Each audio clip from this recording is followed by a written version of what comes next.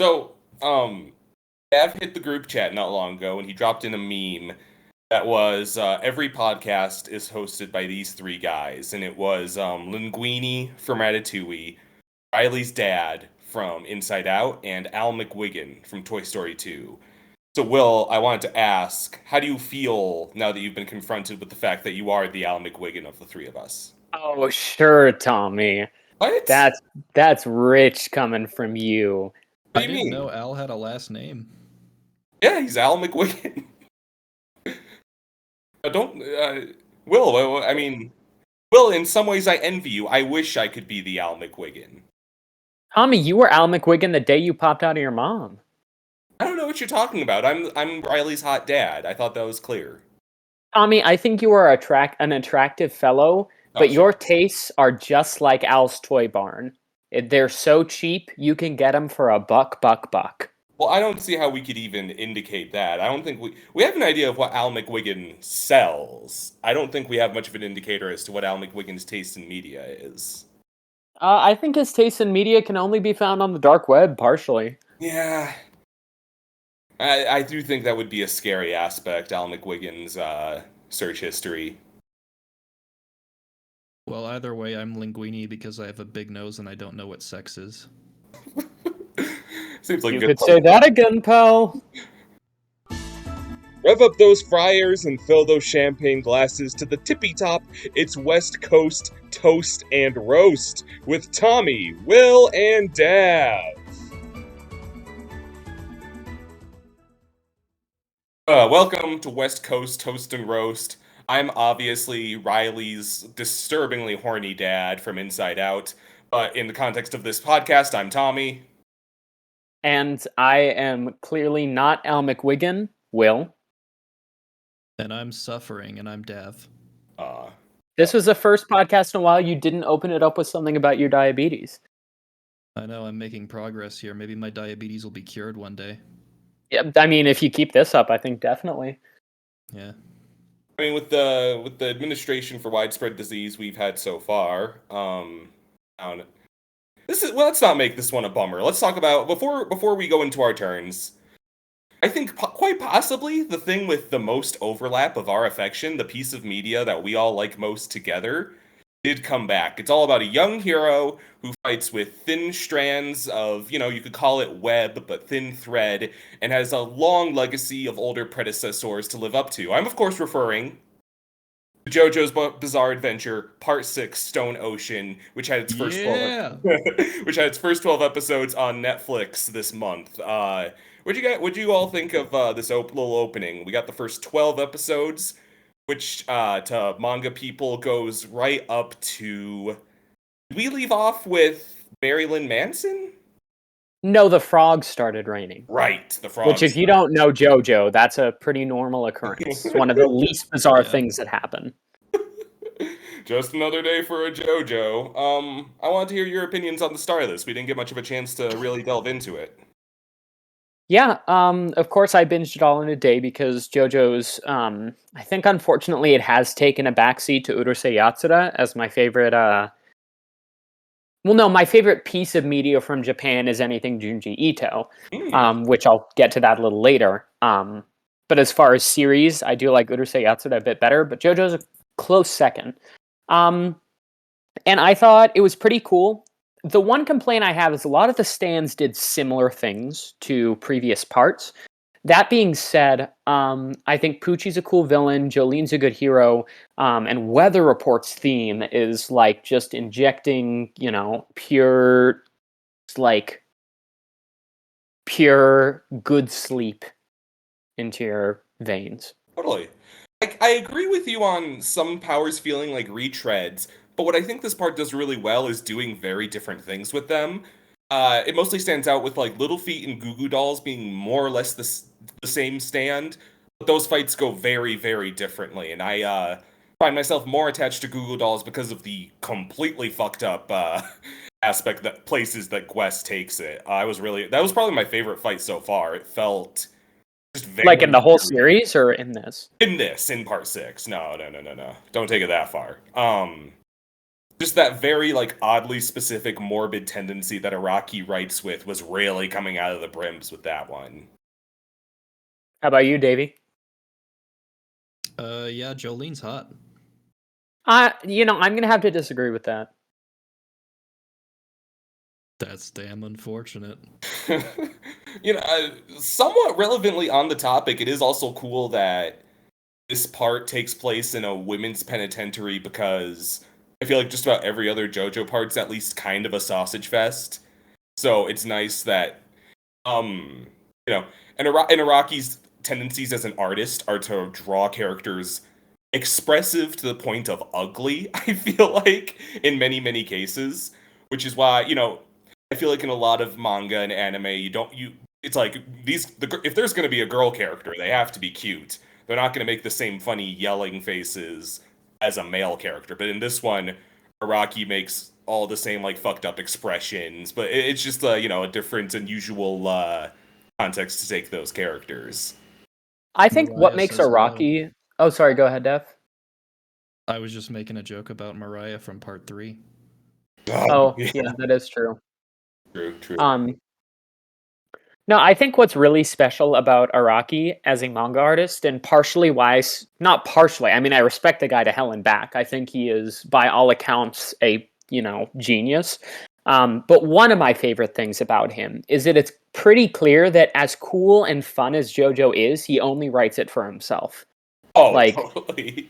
If everyone, like, in the world was like, this is the worst JoJo chapter ever, I hate the series, I would know that Araki wrote it just because he enjoyed it. And I think some of his like really unique and bizarre tendencies, pun intended, are what makes JoJo so specific and cool. It does consistently feel as though he read in a magazine one week that you lose control of your bladder in zero gravity, and he's like, I'm gonna make a whole 5-chapter arc around that. Yeah, and it's not even true. Exactly. Well, Thread can't beat people up either. I always feel like too, like there's this like I feel like every JoJo arc starts with like just like the JoJo dealing with the shittiest possible person, and I thought that lawyer was among the most memorable of just the normal people that realize their way in over their heads in the very first episode, and that guy just gets completely fucked. Yep. Well, it was overall a very good depiction of people from Florida, I think. Oh, Definitely. pretty much. I like the little cop with the puppet too. Get a kick out of that. He is pretty funny, yeah. We're one episode away as of the current Netflix run from Limp Bizkit, who I hear is supposed to be called Flaccid Pancake in the localization. I know how hard localizers work, but I think like they should get a better name than Flaccid Pancake. I think it's hilarious. Well, it's hilarious, but also like in the context of JoJo, this guy calls himself that, and who would go around being like, "I need to think of the coolest name ever. Why not Flaccid Pancake, Wiggly Waffle?" Flaccid, though, is just a word that does not ever need to be used in any context. Wiggly Waffle might be the episode name. We'll see if it gets topped later. I was just in the JoJo video games, they get the localized stand names, but Kiss is called Smooch. And I'm disappointed they didn't keep that. Why is it Stickers in the anime? That doesn't make quite as much sense. I thought it was Smack in the anime. You mean in the game? Or No, I'm pretty sure it's Smack in the anime. I watched the subbed version. But I'm pretty sure the subtitles said Smack, not Sticker. Because I think Smack sounds more familiar to me. See, okay, I've been outed. I did watch the dub because it's just easier for me. So maybe like the syllables in the lined up to make it Stickers for some reason. Well, they couldn't just say Sumac. I guess. Okay, yeah, I guess that makes sense.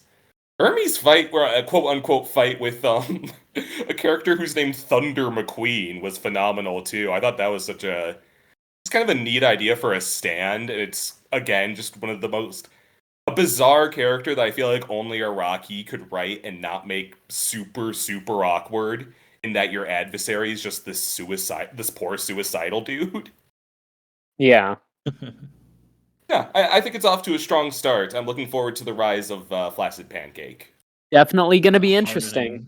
You see, it's a double pun because pancakes rise when they bake, and I won't go any further than that. Will, do you want to start our traditional roundtable? I will, and I think I speak for both Dav and I here when I say that I'm going to toast to hell and back Spider-Man No Way Home. I haven't heard of this one. Yeah, it's like an indie film. No, I think even a lot of people have not enjoyed Tom Holland's portrayal of Spider-Man, but I think in this one he makes it really his own and just shows how far he's willing to go to do the right thing. In addition, it's just a really good kind of legacy movie because it does bring back a lot of characters, but it's not just like, oh, hey, look at this reference. They actually get to grow and evolve. Willem Dafoe as the Green Goblin, who is always my favorite from the Raimi trilogy. As cool as Doc Ock is, I do prefer the first one. Willem Dafoe as Green Goblin is terrifying. And part of it is because you can tell Willem is just having the time of his life. And so I think he's the only MCU villain thus far to be pure evil. And I think that is so entertaining to watch him just have a blast being a bad guy. You're saying like without a sympathetic angle. Yeah, because Green Goblin, in the Raimi films, it's a dual personality where there's Norman and the Goblin. Right. And in this movie, Norman's a lot more sympathetic. He just wants a goblin out of his head. But when the goblin comes out, there is no good in him. And I think that's awesome how to defeat Norman, or to save Norman, because it's all about, saving these villains. To save him, there's no reasoning with him. They have to kill the goblin. They have to erase the goblin from existence if they are to win. And I think that's really cool. That does thematically play well into the themes of duality between identity that are constantly in play in Spider-Man work. So I do like the sound of that aspect. Yeah. In addition, for the flaws that the Amazing films have, the Amazing villains, they basically threw out the baby with the bathwater and just got the actors back. And it really shows that these actors could have been fantastic villains if they just had a better script. Right. Like Jamie Foxx as Electro, when he's like enjoying being a bad guy and kind of relishing in the power, is a ton of fun. He's a really awesome villain. Even Reese, I can't remember his last name. Giffins or something. Yeah, the guy who plays the lizard. He was probably the most competent, I guess, villain from the Amazing duology. Not a high bar, perhaps. Yeah, but it's a lot of fun just seeing this, fearsome five come together, work off of each other, and kind of make the MCU their new home, if you will.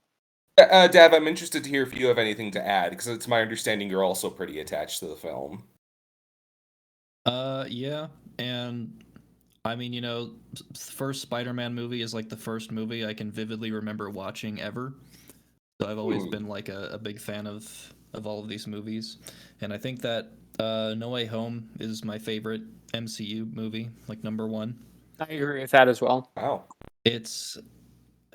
I don't know. It's definitely like I'm not gonna lie and say it's not fan servicey. It obviously is. It's there's a lot of points where you have to sort of suspend your disbelief. Like I won't really go into spoilers or anything, but there are certain characters, like certain villains, who, based on the rules that they provide, probably shouldn't be there or don't have any reason to be there. And they also have some, specifically like the end of the first act, I think is the weakest part of the movie, where it's sort of like right before they go to the apartment and all that stuff happens. Will, you pointed out that there were some sort of awkward lines, like when Sandman first arrives. Oh yeah, when Sandman arrives, he goes, "Peter, it's me, Flint Marco," and that was definitely like, I love the movie, and I think it's fan service done right, but there were some awkward lines. It's like, couldn't you have just said Flint? Yeah. Like, There's that'd be kind of funny if it was, the Toby Peter, and he was just like, "It's me, it's Flint," and he's like, "Well, I know two Flints that can turn into sand. Which one are you?"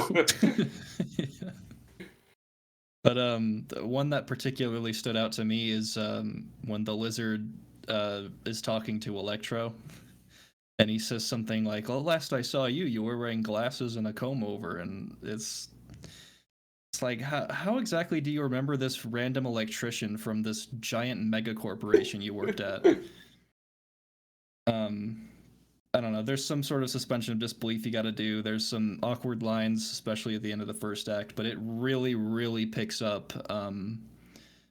Sort of, I would say maybe after they go to the apartment. Pretty much everything after that is just certified banger material.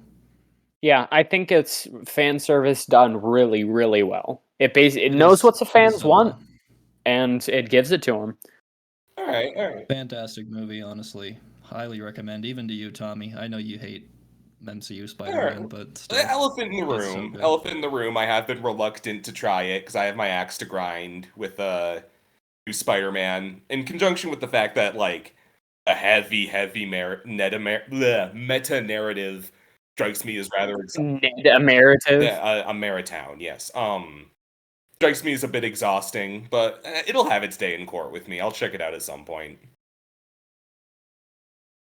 I'm sure. Yeah, definitely do. Highly recommend it.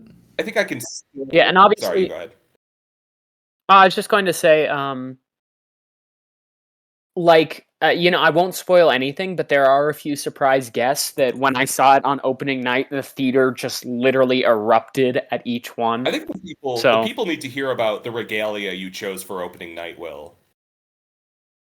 Oh yeah. So for opening night, I decided to get a costume that was the human spider from Raimi's first movie, where he's in the wrestling ring and he's just got that stupid outfit on. And if you want to look at my Instagram at Willpower Angle or my Twitter, I posted it there.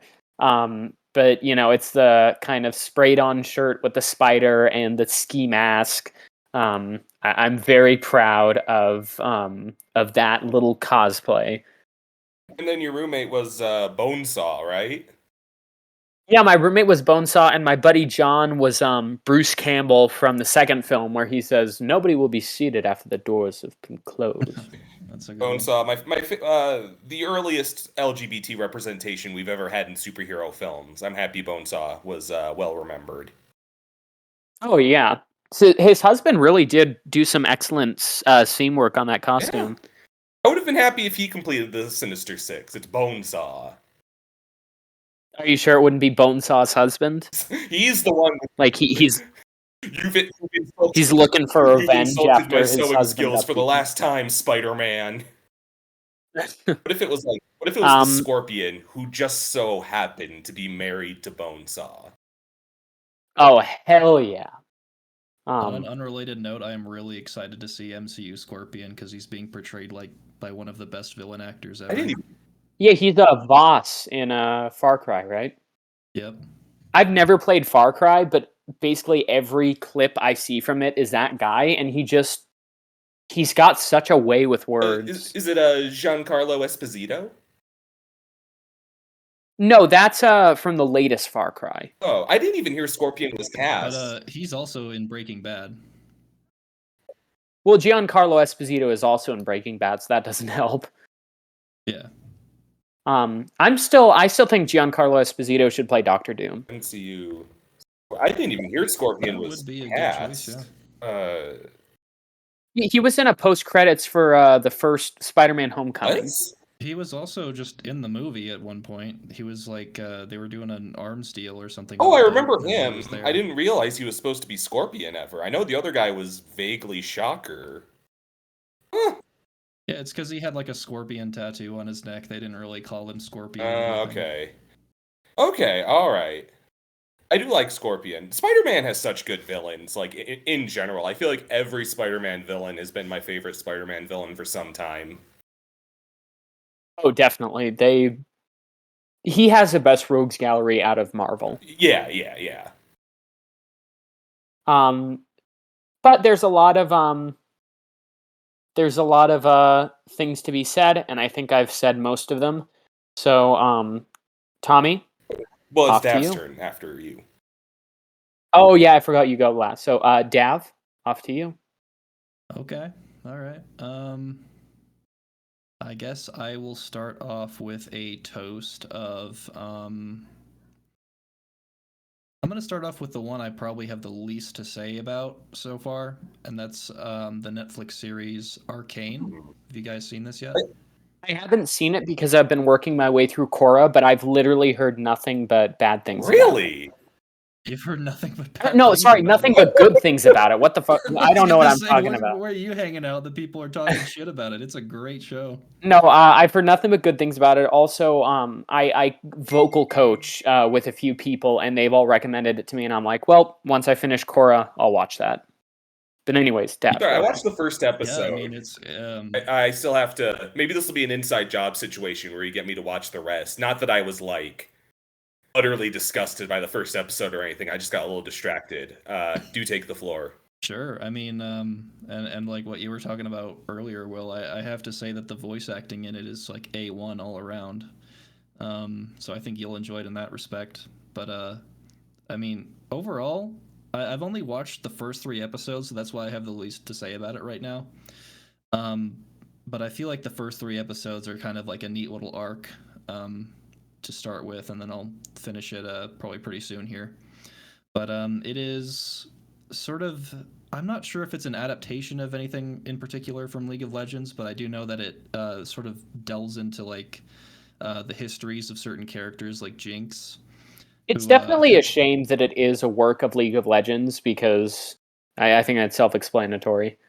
Yeah, League of Legends is I mean, I know that there's a lot of. Obviously, it's like a competently made game since it's like one of the most popular video games ever made. But it's not fun. Just straight Yeah. up, I don't like it. I usually like multiplayer PC games if they're well made enough. Like I played Overwatch religiously for like 2 years. That's But I pretty just cringe. cannot. Yeah.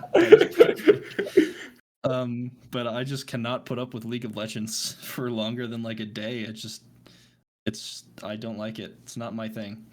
But one thing that I've always really admired about League of Legends was its sort of the content that Riot Games puts out that isn't the game itself. So I usually follow like their music videos are always super good. Like the KDA stuff is just insane production for what is supposed to be like video game marketing. And of course, the Get Jinxed music video has been very popular for almost a decade now, and now they finally made a series that goes into that character more, and it's actually absurdly good. So honestly, these guys should be doing anything other than making video games, because my god. How does it feel to be called just Riot Games fantastic. and be bad at making games, but not bad at anything else? Yeah, I don't know. But and obviously I'm not going to go into spoilers on this either because it is relatively new. But the first 3 episodes are basically like the origin story per se, to set up like a time skip to where they're like the age that we would sort of recognize these characters at. And man, it's just all around. The animation is top quality, the voice acting's top quality, the music is so freaking good. And I'm saying that about yeah, and I'm saying that about a show that the soundtrack features Imagine Dragons. Like if you're gonna have them and I'm still gonna call the soundtrack good, you're doing something right. So, but it's I don't know. I can't recommend it enough. Just check it out. Even if you don't like League of Legends, the story's pretty captivating. The characters are all great. The world building is honestly what's really fascinating me. Because I think League of Legends does world building so much better than something like Overwatch. So if you're into just sort of that little minute details of the world and how things correlate with each other, definitely check it out. Haley Steinfeld's in the voice cast, right? I have I've no heard she's idea. in it. And you said the characters get older after the first Uh, episode? Well, the first 3 episodes is like them as kids, And then it... and then after that, there's a time skip to them Okay, as adults. because I will admit one thing that I wasn't wild about was that it felt very... We're a bunch of ragtag kids, and we have this dynamic you've kind of seen a dozen billion times. Would you say that that's an impression that would go away as it moves on? It definitely improves, because I can see if you've only watched the first episode, it does seem kind of generic. But one thing in particular that happens is they start exploring other characters more aside from the kids, and the kids kind of just take a back seat since they're going to be sort of the stars of the show after the time skip. Okay, that's pretty cool then. And the side characters are very strong as well. I've heard a lot of good things about both Jinx and is his name Silco? Yeah, I think Yeah, that's his name. it does sound like it's pretty cool. I'll have to get around to it. I'm also just so impressed by the way it looks, the whole CG into hand-drawn textures deal. Which I'm glad that's the type of CGI I think the world is shifting totally. to. Yeah, that stylized CG that's just actually good and not just CG for the sake of CG. Yeah, I'm tired of like generic as good as Disney movies look nowadays. The thing about Disney movies nowadays is they're technically good, but they don't like fill the soul. And I feel like a lot of other companies are doing that now, especially with like Arcane, Spider-Verse kind of kicked it off, and then the bad guys. That looks so... I was gonna say, it's like the Spider-Versification of Dreamworks, and it used to be, look how many follicles were on the hair of this character's scalp. And now it's like, we can actually mix these art styles to make these impressive expressions and cool textures. Yeah, Dav, do you want to go on any further?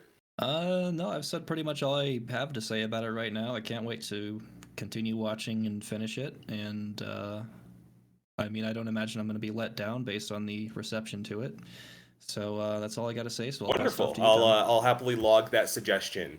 I have a toast and a roast, or really one topic, but two products of that topic. I have been watching the brand new season of the Demon Slayer anime, and I played the recent Demon Slayer fighting game. I think you can guess which one is toast-worthy and which one is roast-worthy. The game is bad. The game is rather bad. It's an arena fighter, I'm guessing, right? The arena fighter that you've played 10 billion of as far back as Naruto Ninja Storm, and it plays exactly like all of those. And the story mode is beat for beat the anime, and it's boring as shit. And sorry, you go. Yeah. Were you gonna add something? I'm sorry. I was just gonna say it kind of sucks to see. I haven't watched Demon Slayer yet, but a series like that. I just hate arena fighters, and I love fighting games. So I just feel like Dragon Ball FighterZ has proven that the world has progressed past the need to adapt every shonen anime into this lifeless arena fighter. And fucking, for that matter, Demon Slayer within the show, the fights aren't, I'm gonna hit you a bunch of times as if you have a life bar. It's really more a show about both these fighters have the means to one-shot each other, and it's a long trial to find the opening. You know what I mean? I need to get to a point where I can decapitate this demon in one fell swoop, not, hopefully if I slash him enough, his health bar will go. So it really, really rings hollow to try and adapt that into a fighting game where, exactly like all those fucking Naruto games that we killed hours with, you do the square, square, square, square, and you do the most impressive fucking thing without realizing. And it fucking sucks, honestly. Yeah. Sure, yeah. On a nicer note, though, the new season of the anime is freaking brilliant. We are now in what's called the Entertainment District arc. And what's so neat about it is that our three good boys, they're three bumpkiny kids who grew up in basically the forest, in little shacks in the forest, and that's where the first big chunk of the anime took place. But now moving to the Entertainment District for the next part of the story, it's kind of a bustling city. And I don't mean a modern one. It's like, I'm not good with my eras of Japanese history, but picture like the bathhouse city in Spirited Away. I'm talking like that level of civilization. Is that pretty clear? We're moving, Yeah. and so they're kind of grappling with social norms and such that they're not used to because they grew up basically in the forest. And I find that to be such a cool aspect. It allowed so we also meet Uzui. He's one of the Hashira. The Hashira are like the big demon slayers who are hot shit. And if you're a demon slayer, you want to be like one of the 12 Hashira. They're the best at what they do. The thing is, they had, and how the show's kind of going is they kind of cycle through each Hashira and have them as a mentor for some time. Within the Mugen Train movie and bypassed arc, Will, you said you planned on watching this. Do you mind if I spoil something? I think I know what you're gonna Okay, spoil, so and go it's an ahead. old arc, and the movie's been out for a while. I don't feel so bad. They had this mentor in the form of the Flame Hashira, and he's this really jovial big brother figure who they all adore him. And the movie and that arc ends with him dead. They move to Uzui, who is their new mentor, and he is the starkest contrast from the Flame dude whose name escapes me that you could possibly imagine. He's kind of a dickhead. He's more streetwise. He's from a busier part of the city. He's a little more superficial because he has those theatrical surroundings and inclinations. And it's an adjustment for Tanjiro and Zenitsu and Inosuke. And I find that just super interesting how it's kind of a don't meet your hero situation, except sometimes you meet your hero and they're great, but that compassion costs them their lives, and you're stuck with people you're not as crazy about. I think like as a character, I'm shit talking Uzui a lot. He completely rules. I think he fits that narrative mold well of someone they have to adjust to, as well as the overall culture shock of the city they're moving into.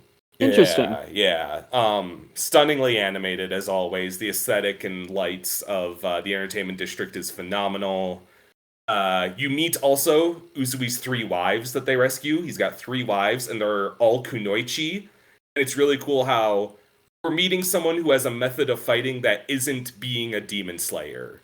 I just find that to be a very, very cool piece of world building. It's like, oh, people have other means of self-defense besides breathing. Inosuke's still the best. He's the kid who wears a warthog's pelt over his face. He's still my favorite character. If you're like, I think Demon Slayer is outselling One Piece, or beginning to, for a good reason. I think it is phenomenal. The manga's already over, so its days are numbered as something of a phenomenon. But I think it has some of the best character designs and in recent shonen, and it is kind of shaking up where it's going, I think. I'm happy to hear that it's over because not because like I hate the show, but I think a big error of a lot of anime is they just get so popular and it just keeps going and going and going and going. So I like to have like that finality of the story. It's like, all right, we're done. This is where I wanted to take it, and we're good. People are Yeah, gradually absolutely. realizing that the One Piece Bleach Naruto model isn't really sustainable, and it's led to problems. Yeah. Well, interestingly enough, I think that anime and manga in general are just having this big change for the better. Because shonen is starting to actually find endings to their stories, but also in like the romance and sort of like the shoujo area of manga, they're starting to move towards not having the entire show just building up towards the 2 characters getting together, but like starting with them getting together and then exploring their relationship afterward, which I like a lot more than what they used to do. Absolutely. Kind of the when Harry met Sally principle, where it's more about exploring why their relationship works as opposed to getting it to work in the first place. Exactly. Like, I think Bunny Girl Senpai is a very good example, like a recent example of that, where they sort of start with establishing the relationship, and from like, it's not like it's still not perfect, obviously it's not the most realistic representation of a relationship, but it's getting there. It's getting a lot better than something like what was popular, I guess, like Pet Girl Sakura. So I'm not sure if any of you No. have seen that. Doesn't ring a bell. It's a big will they won't they story, goes on for like 24 episodes, and at the end they don't even kiss, but they like agree to get together or something. That was sort of the blueprint for a lot of romance anime, and so just seeing that sort of positive change in both romance and shonen action anime, where they actually go for a conclusion and an actual concise story, is very good to see. And I love My Hero Academia, but there's still the author being like, I'm gonna wrap it up soon every like 6 months. It's like, I don't think we're seeing the end of this anytime soon, for better or worse. Not to say, I think One Piece is still as good as it's ever been. I'm trying to keep up with the manga of that one. But I think that's lightning in a bottle for a reason. And you've got writers like Togashi who tried to do that with Yu Yu Hakusho and Hunter x Hunter. I hope it doesn't sound like I'm shit talking him. I have nothing but respect for the guy. I think we kind of found out what can go a little bit awry with just expecting our favorite manga to pour out content after content after content as if they're all One Piece. And I think that's why so many mainstay shonen in the manga sector, like Hunter x Hunter and Jojo, are now monthly, I believe.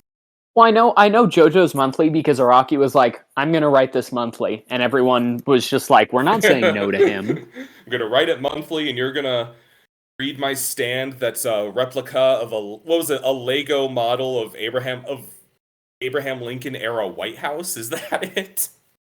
I think something along you're those gonna lines.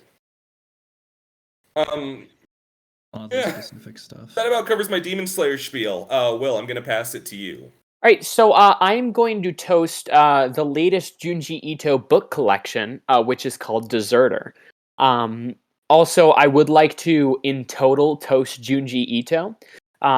Ito Sensei, if you are listening to this, because I know he's one of your subscribers. Junji Ito, he really liked my video about chick flicks. Yeah. Definitely, yeah. No, Junji Ito is my favorite artist and also just my favorite storyteller overall.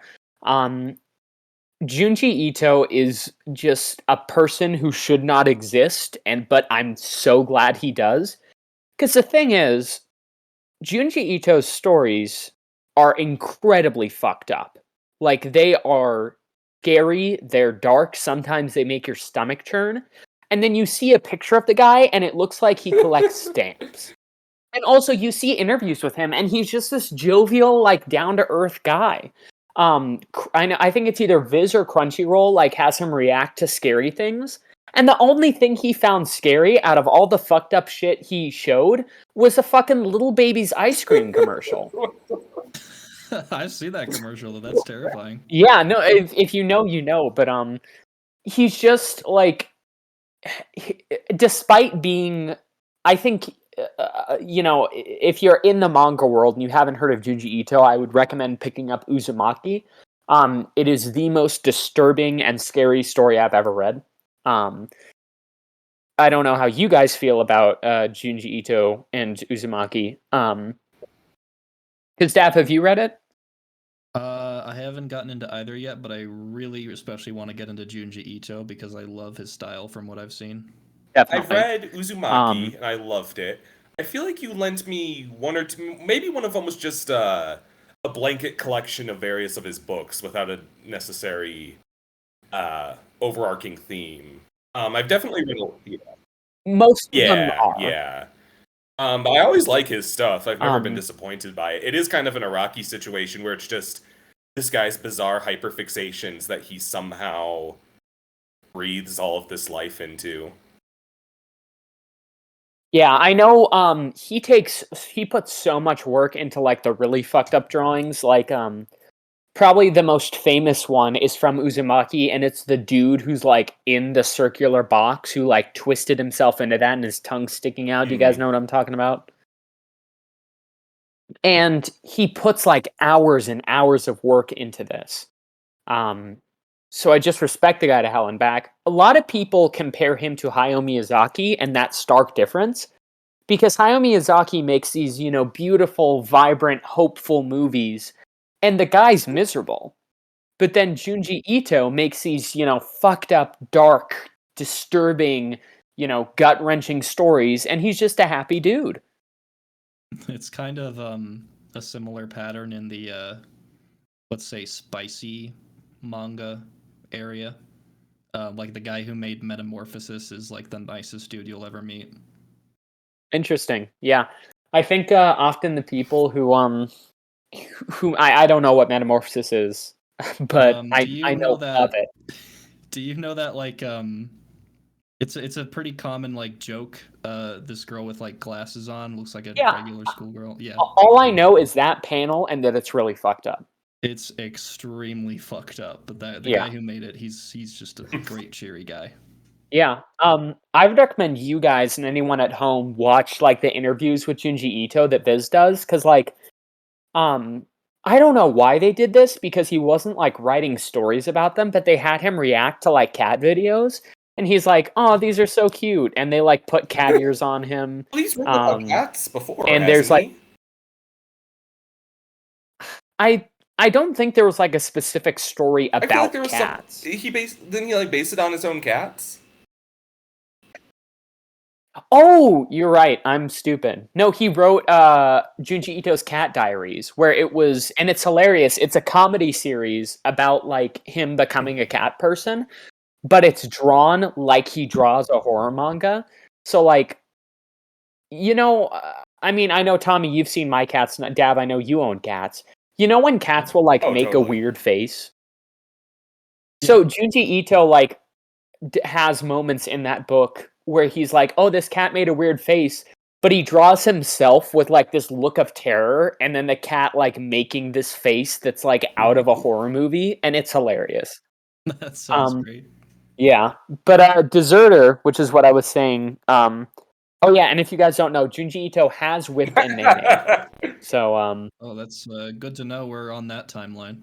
Yeah, when he toured the Manchester Mystery House, or the Winchester, one of them. But Deserter is some of his earlier works, and it's really inspiring to see him evolve. How it was always Junji Ito at his core, but just seeing him grow as an artist and a storyteller is really inspiring. The first story, I was like, man, it's I can see a little bit of Junji Ito in here, but it's very basic. And then, seeing that he still kept with it and became, the horror tycoon he is today, and he's still just like the nicest, coolest guy, it's really uplifting. Wonderful. And you've spent, I don't want to make you go on too much long, but what's the elevator pitch for, it's called Deserter, you said? Yeah. Deserter, it's another story collection, but it's Junji Ito's earlier work. So this isn't like a new story. This is like his very first, dip but it's recently into horror. Published. Okay. Yes. So it's usually I think it's Viz who publishes it. Viz will do. Okay, here's a Junji Ito like book that's just a story. Here's a collection of his short stories. Here's a book that's a story. Here's a collection. And the previous one, which was called Fencer, was a overarching story, and so this is the just story collection. Gotcha. Okay, well, yeah, duly noted. I could always use some more manga in my life, especially. I'll try and like get into a manga, but it'll be like. Volumes are just so short, and I end up just like, not really.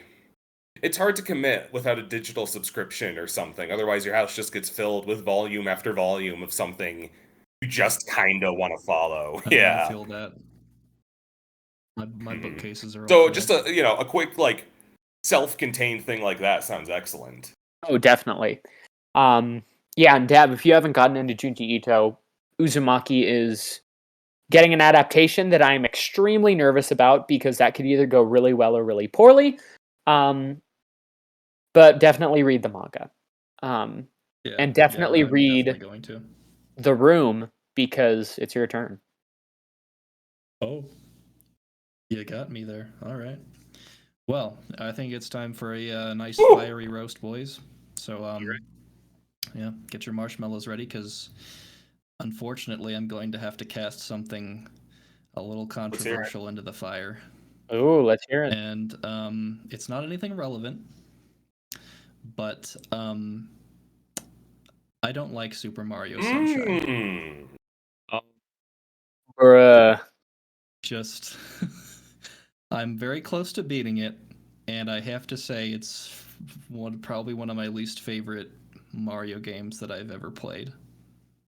Gab's like, I've put like 1,500 hours into it, and I hate it.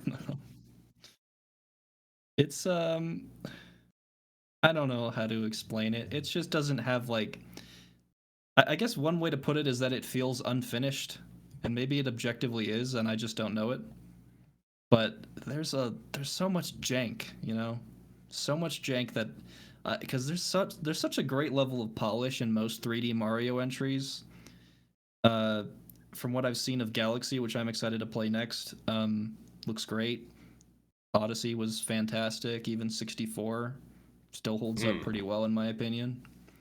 But Sunshine, I don't know. There's just some unforgivably dumb challenges. I recently did the push the watermelon down the hill thing, and that made me want to die. That one's really hard. I don't know. Just all around, the movement doesn't feel very good. The levels are not very compelling. I guess one thing that sort of contributes to that is pretty much all of the worlds feel kind of the same. But yeah, I don't hate the game. It's just I don't really like it. It's not grabbing. I think this has less to do with Super Mario Sunshine's quality and more to do with the fact that you're a Splatoon fan and Super Mario Sunshine is reverse Splatoon. Oh yeah, you're right. Yeah, I guess it's just like a psychological thing in me that clearing out the paint is. You're like, the paint should be fun. coming out. I should be the paint.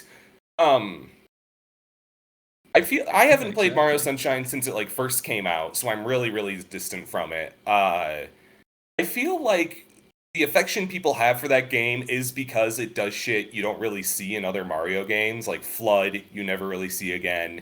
I do think those are kind of fun concepts. I think people kind of also just universally revisit it and wish it was in a better game. I've never gotten the impression that was a outrageously unpopular. Like, I think it does have its ardent defenders, like any old school Nintendo game will. But I do think it is one of those games where it's like, you loved it so much and you still have that nostalgia for it, but if you go back to it, it's like, oh, you know? Yeah. And honestly, just personally speaking, I think like summer and beach aesthetics are some of my least favorite ever.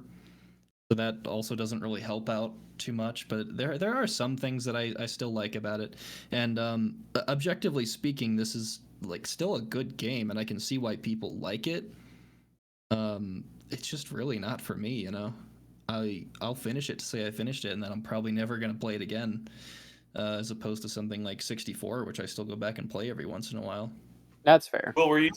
All right, you go ahead, Will. I was going to ask if you took exception to that stance if I was speaking too broadly, but I sounds like you're about to. You go ahead.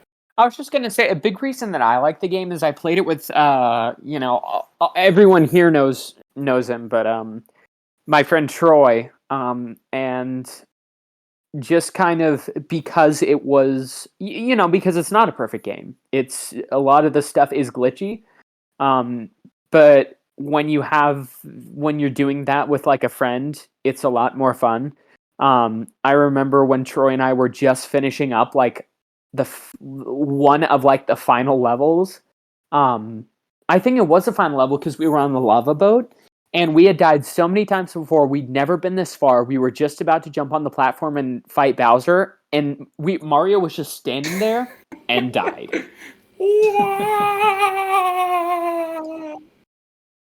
And so I think, like I say, it's not perfect, but it is a fun game to play if you can kind of let go. Yeah, and one thing that kind of keeps me attached to it at all and hasn't made me give up on it is it does have that like GameCube era charm to it that I do have a lot of nostalgia for, even though I never played it as a kid. That game was introducing brand new species to the Mario universe and brand new characters and aspects to those characters.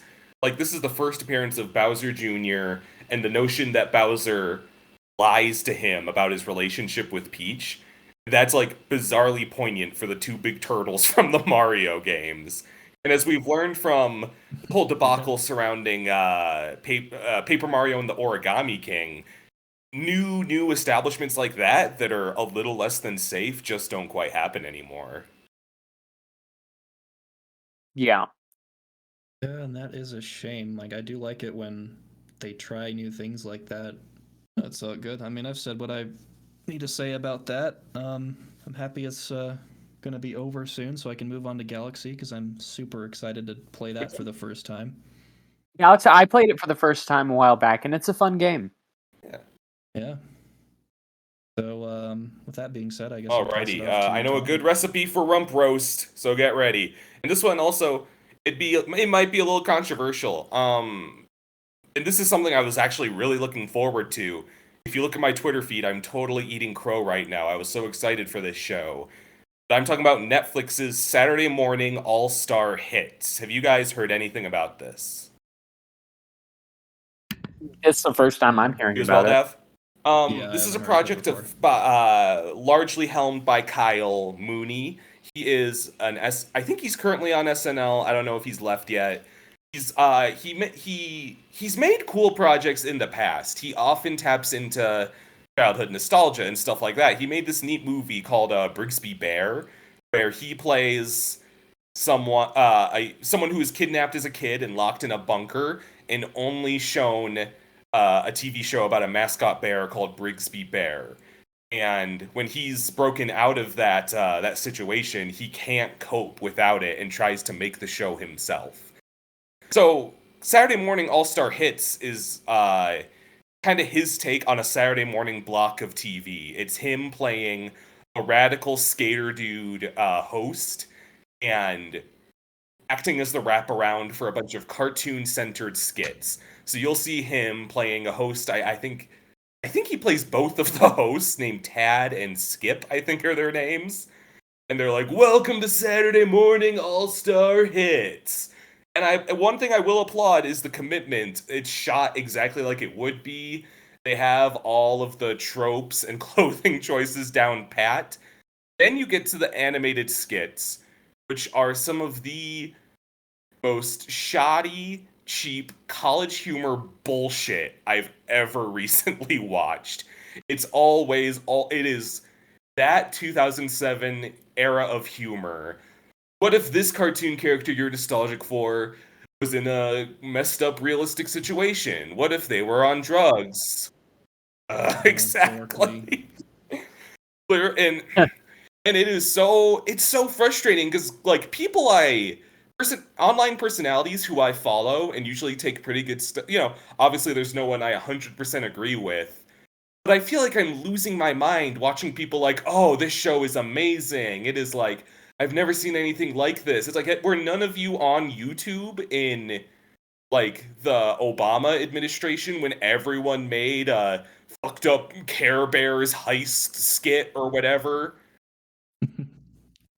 What if Care Exactly. Bears said fuck? It drives and it's literally there's a parody of Denver the Last Dinosaur where he gets dumped by his girlfriend and gets depressed. A parody of Care Bears where they cause a divorce, and a parody of Bobby's World where his parents get a divorce. They have one fucking joke. They go back to divorce every fucking time. It's the most. Sorry, you go ahead. Yeah. I was just gonna say, regarding Denver the Last Dinosaur, anyone think the theme song is a bit like How's it go? suggestive? So, okay, let me ask you this. The lyric is Denver the Last Dinosaur, he's my friend and so much more. Okay? What does that mean, so much more? Are they fucking? Are they dating? Well,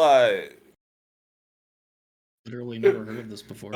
well, they play in Saturday Morning All-Star Hits. He's fucking one of the humans, and they break up, and he goes to college, and it's funny to some people, I guess. Oh man, And again, it's the wraparounds that are really, really interesting because it's the two hosts. They're the two radical '90s dudes. They're live action, and what eventually erupts is that one of them starts to overshadow the other and breed some like contempt and conflict.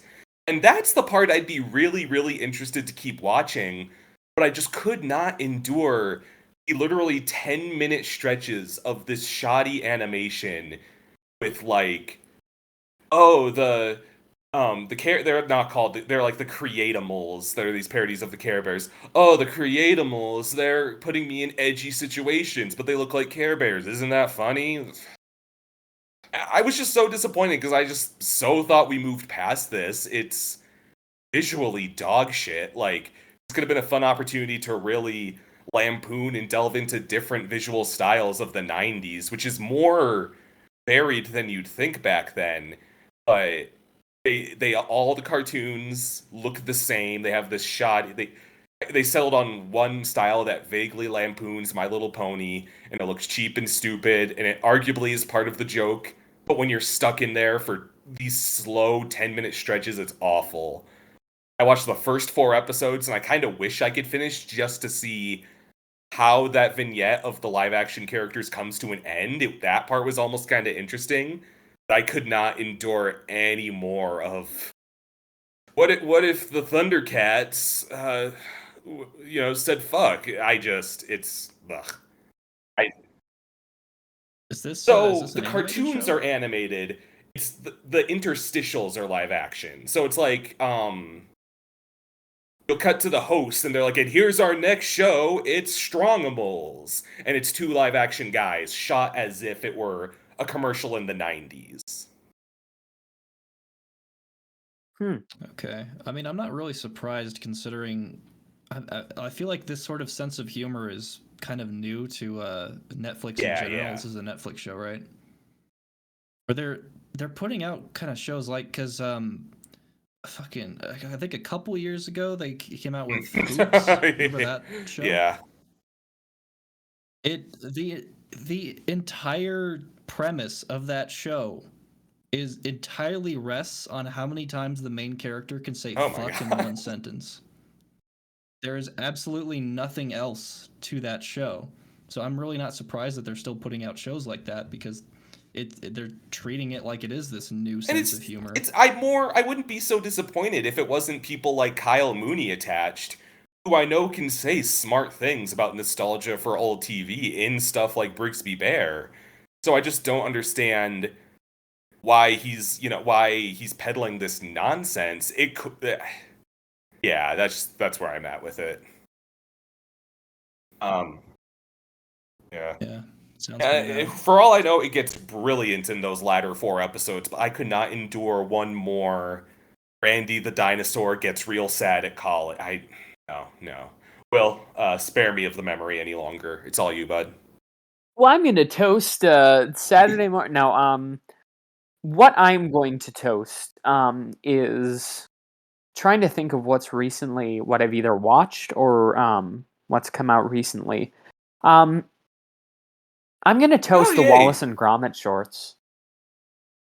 I recently watched all of them for the first time.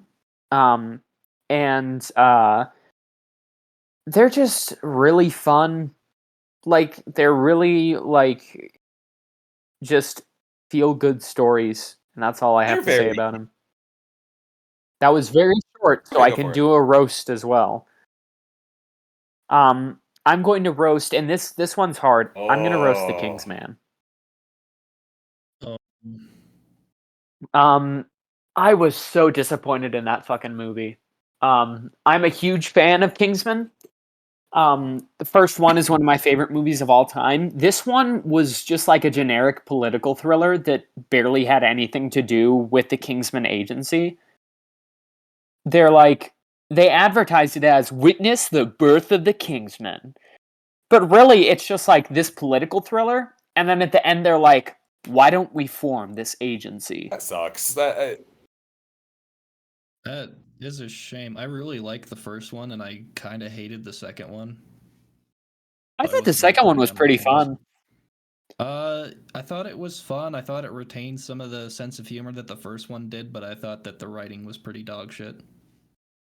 Guess I haven't seen it in a while, so I can't Everything's- challenge you on that. I If don't you know. I thought think writing that was the ability to bring people back from the dead after they've been shot in the head is so stupid. I thought that is there fair, were very yeah. fun aspects of Kingsman 2. I thought that everything to do with XZ's romantic relationship was insipid. It was really That was poorly pretty handled, I feel. stupid. I do remember that. Well, if you didn't like that, then I don't know. The thing is, it's not even like bad because like it takes Kingsman and like I don't know, flips it around on its head and what is it? Subverts expectations. It's just boring. Like there's probably two. I mean, when you think of Kingsman, you think of like action scenes and gadgets. Like it's supposed to be kind of a parody of the spy thriller, but still doing spy thrillers really well. Yeah. But for this one, it's just like, oh look, they're fighting in World War One, and that's it. None of the characters are memorable. The most memorable one is Rasputin, and they advertise that really heavily. He's in there for like 15 minutes. That's disappointing because Rasputin is like one of maybe the top 5 weirdest historical guys ever. You could do so much fun stuff with him in a Kingsman movie. Yeah, no, but they just kind of like he should have Shame. been the main villain, but it's just this kind of dude in the shadows who hates the British, and that's Because it. Kingsman is based on a comic, right? Yeah, so I don't know if this is like accurate to the comics. If it is, I was glad I going to dodged ask that you if bullet. you knew any, because it sounds like they were just. Yeah, the previews, like, you could have fooled me into thinking it's not remotely a Kingsman movie. Yeah, I mean, when I first saw the previews, I was like, "What the hell is this?" And then it popped up with the Kingsman, but it's just such a like pointless movie that's not fun, and like it just doesn't do anything tastefully. I was disappointed. I was waiting for it to get good, Ugh, but it never did. too bad. That sucks. Anyways, Dav, would you like to be the king's man who goes next? Sure. All right. Yeah. Time for a toast.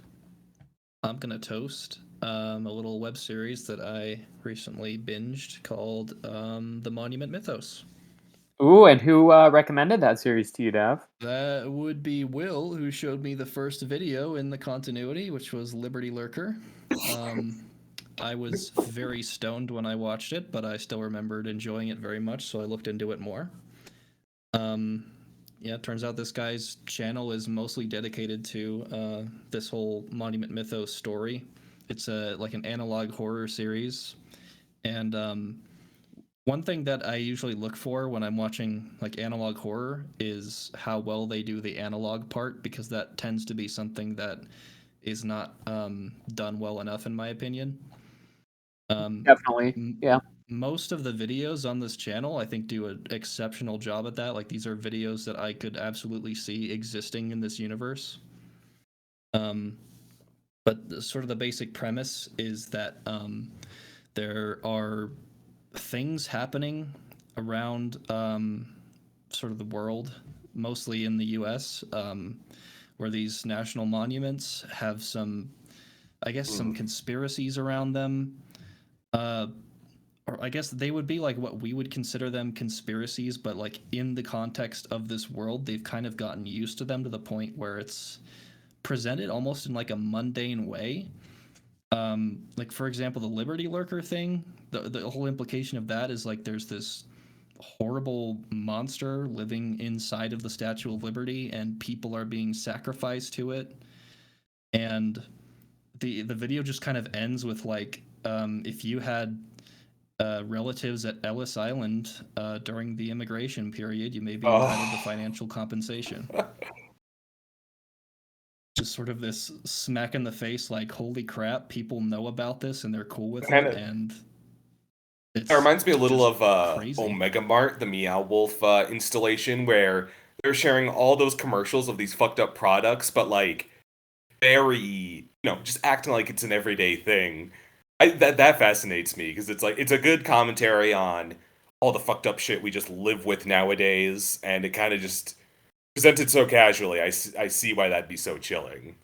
Yeah, it's awesome because and also like not all of the videos are even really horror. Like some of them kind of more do comedy, but they do it like very intentionally. Like pretty much anything involving James Dean as the president is just hilarious.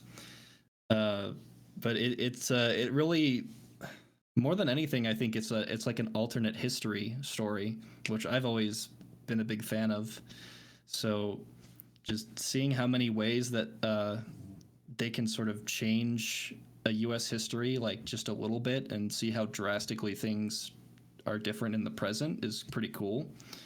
Um, and not just that, but the way that the videos are presented kind of change. Like sometimes it'll look like a government PSA, sometimes it'll look like a dude making an amateur YouTube video that's like exposing government secrets or something. Sometimes they're just like audio logs, and he does such a good job with pretty much That's a all of very them. cool. I like that genre of YouTube video that's just accidentally role playing as if you've stumbled upon a video from an alternate universe.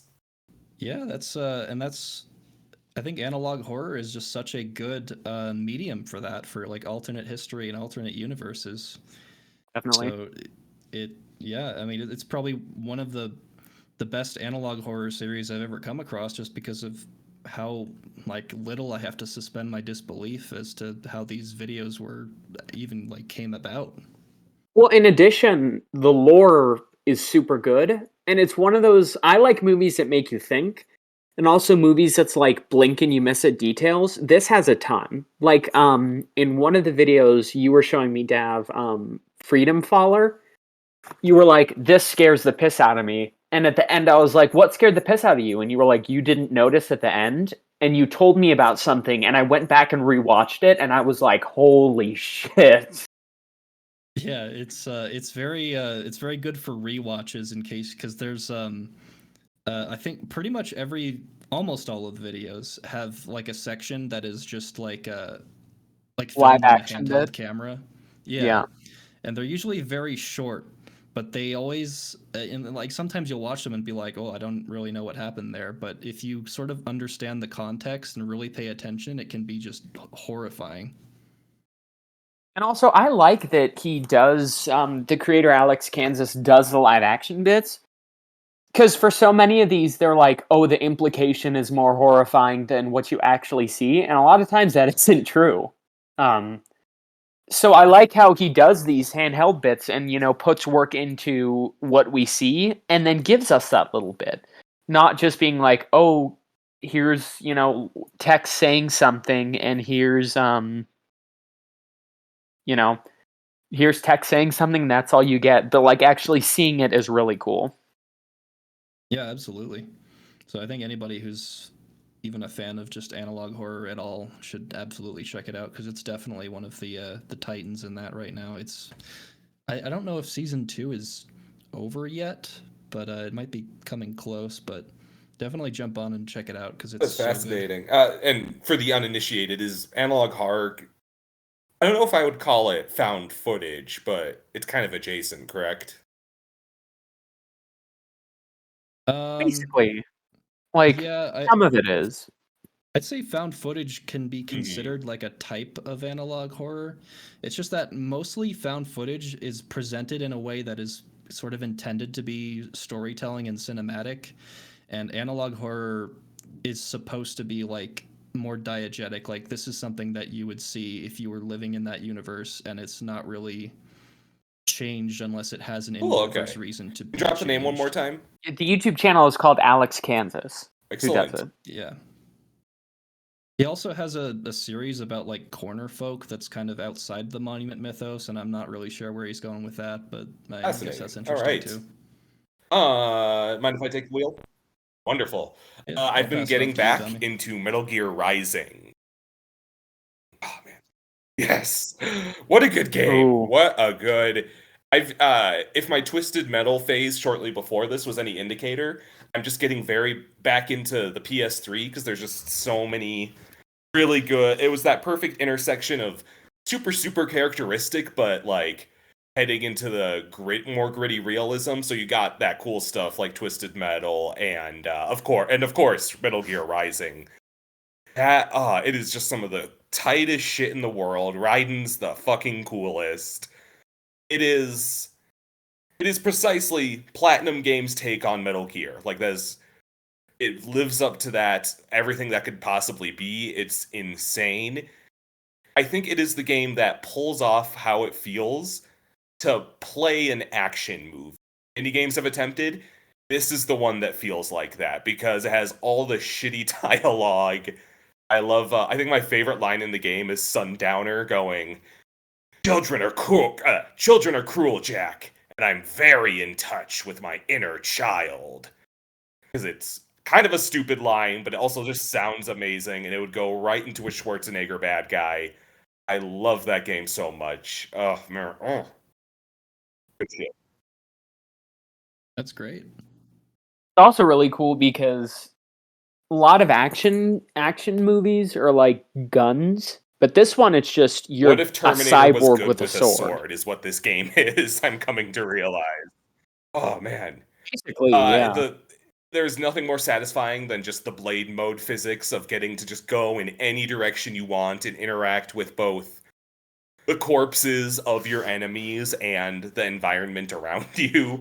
I would argue some enemies make this more a killing game than a combat game because the people just like fall to pieces around you, but it is those boss fights that make it. I beat Armstrong, and that boss fight is phenomenal because it's phenomenal and disappointing at the same time because it's the first boss fight I feel really pushes you to use all of the mechanics in a really roundabout way. Which is disappointing because he's the last one, and just as you beat him, you're like, no, wait, I want to go back now that I really understand. But that feeling lends itself really well to a replay in a harder difficulty. So I really can't fault that if the worst thing about a game is I want to go back to it. Because it's a short game. You can clear it in like 6 or so hours. Man, why hasn't there been any kind of follow-up? I can't think of anything that just whips more ass than Metal Gear Rising. Metal Gear has always been like Konami. Yeah, I was gonna say Metal Gear has always been really weird because I don't think I've met someone who's like, I play the games and I hate them. So they're all really well loved, but like you said, Yeah, they don't make a lot of Konami. them. I'm sorry. Oh, I just True. said Konami is Konami, and they don't like making good decisions because they're allegedly a Yakuza front. So Really? Wait, can you elaborate on that a bit? there are theories that the only reason that they only make pachinko machines now is because they're like a money laundering scheme for the Yakuza. I didn't know that. If any company would be, it definitely would have been them. Probably, yeah. I mean, I've never seen a game company hate itself so much. Wow. So. Well, I've learned something new today, and it adds up. It adds up. There's one other thing I wanted to. Man, I just also.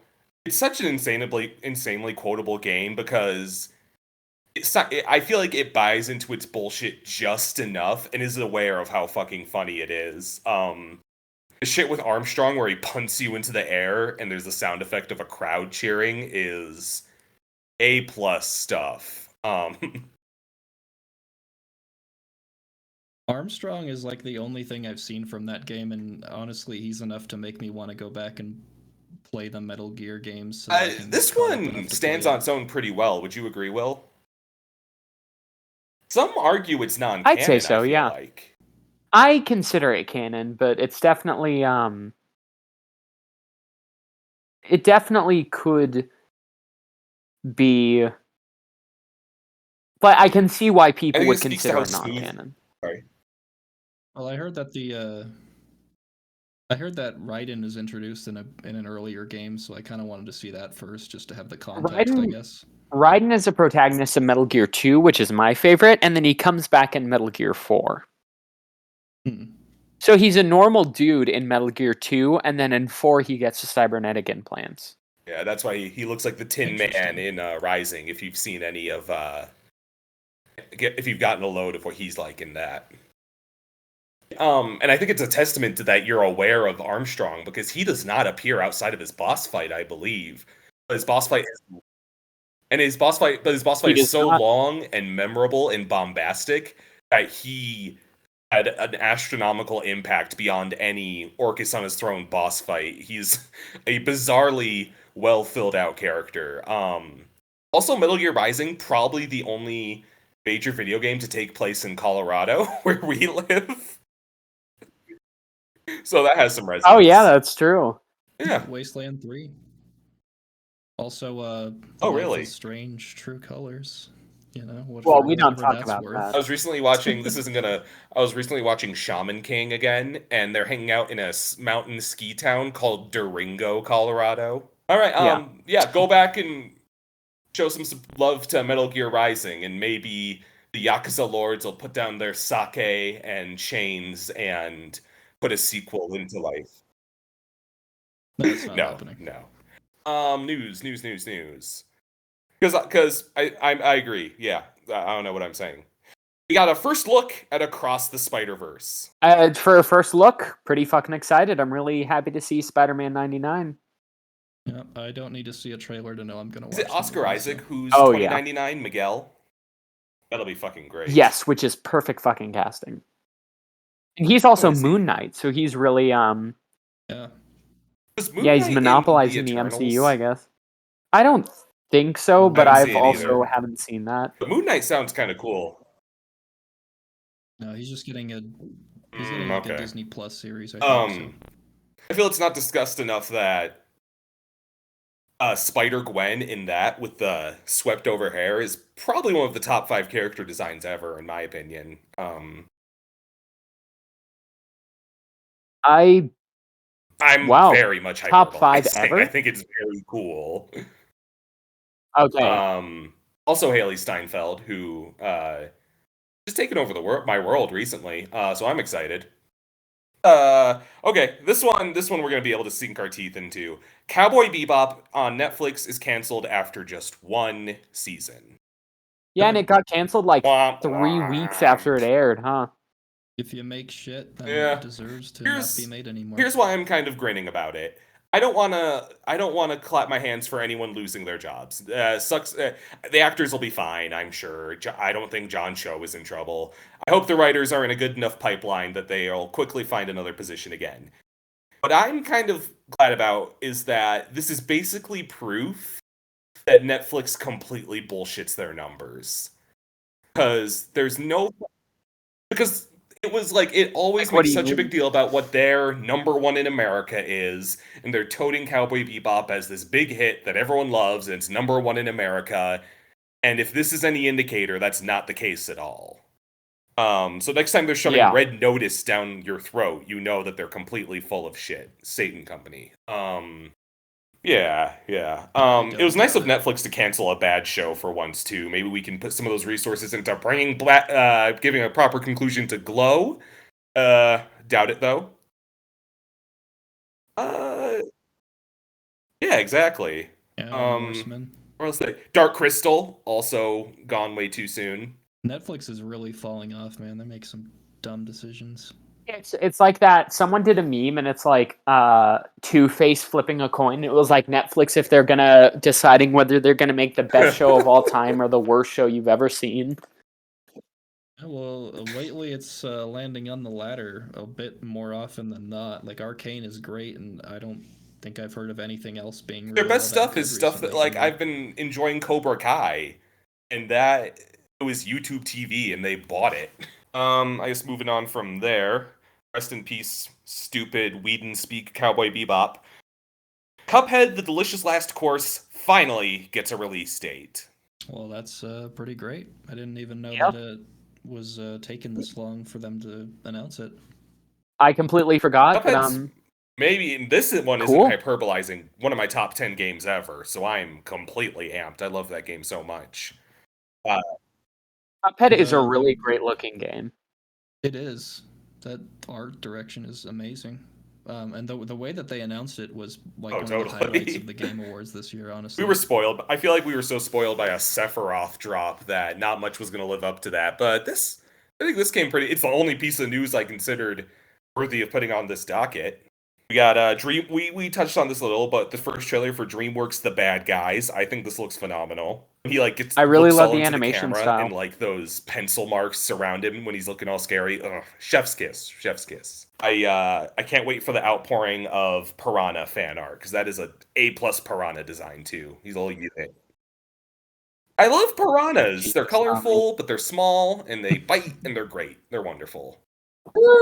I'm You're gonna the throw one you who's in a always piranha all, tank "Oh, and I see how love you like it. isopods. I love manta Isopods are rays." cute. But I go off about At least they piranhas don't once hurt and it's like you. a thing. You Disney hate has- manta rays now?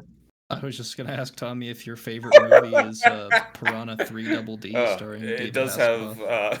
have. I'm not gonna go any further. There's no place I can take that.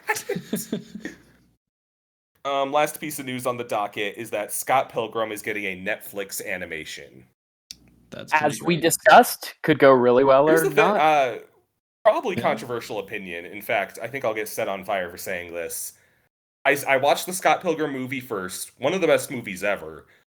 I read the books long after. I feel like they're a little. I think the movie's a little better because I think that there's a lot of fluff that I kind of didn't care about in the books. I'm going to be completely honest. I I've feel only like read the first book, and that's pretty much faithful, like shot for shot to the movie almost. You So I learn a don't lot really about know some of yet. Scott's like past relationships in the books, and I think that could almost be good context. I just failed to find it that interesting. Grain of salt, like 'cause I don't really, I don't know. Losing my train of thought a bit. So if the wider series is going to adapt more of those elements, it could be for the it could help someone smooth brained as I am fully connect those dots and actually appreciate all that extra detail, or I could just find myself rolling back to the movie again as my default. And first of all, I think the movie did hurt it. Like, you know how the first Evil X is Matthew Patel? He's the Bollywood dude. So, and his fight is Yeah. a musical number. I can't describe how lame it is to read a musical number. I think it rings so hollow. I think that part of, like, it just isn't the same. And when you have the movie that actually brings it to life and makes it really cool, I kind of don't begin to understand where a book can, like, take that. So it's probably just limitations of medium. So we'll see where the animation takes it. I don't know. Yeah, it kind of feels like when he was making the comic, he kind of would have wanted to actually make a series, and this was sort of like a storyboard for it almost. But so yeah, there are some parts that maybe just don't work as well as a comic. Which, unfortunate, but we'll see how this rolls out. Do you guys have any news bulletins to share? There sure are a lot of NFT talking in the video game sphere lately. I think Square Enix in particular was saying something about implementing them in games in the future. Which is so fucking ironic considering they made Final Fantasy VII, which is stoutly anti-capitalist. Get this NFT of Cloud destroying the Shinra company building. I think the NFT stuff is pretty self-explanatory. If you are pro NFT, you're pretty much brainwashed. I don't think there's any other way to put that. They are objectively pretty awful. That losing my faith in humanity every day. My favorite. I agree with that. But on a better note, as far as show announcements go, I think this was pretty recent. Smiling Friends has a release date of. I think I saw on Twitter it's like 2 days away. As of today. Yeah, and it's going to be on HBO Max in a month. So context for it's Zach Hadel's show, right? I have been a long-time fan of Psychic Pebbles. Zach, he's always put out some amazing stuff, and it's good to finally see him. Didn't he work on SpongeBob for a while? Really good recognition for it. As we close out the podcast today, I just want to also mention I'm looking at my coffee table that I'm recording on right now, and on it is the finished 1,000-piece Banjo-Kazooie jigsaw puzzle. that Will and I finished with our friends Troy and Brandon over this weekend. That Dav got me for Christmas, so thank you, Dav. You're You know, welcome. Was the puzzle a bitch Will and to I would get solve? frustrated after roughly 15 minutes, and then Troy and Brandon are just like jigsaw machines. They just like put that shit to rest. I don't even know how. Yeah, Troy and Brandon, if you're listening to this, holy That's fuck, the last guys. toast of the day. The Banjo-Kazooie 1,000 piece jigsaw puzzle.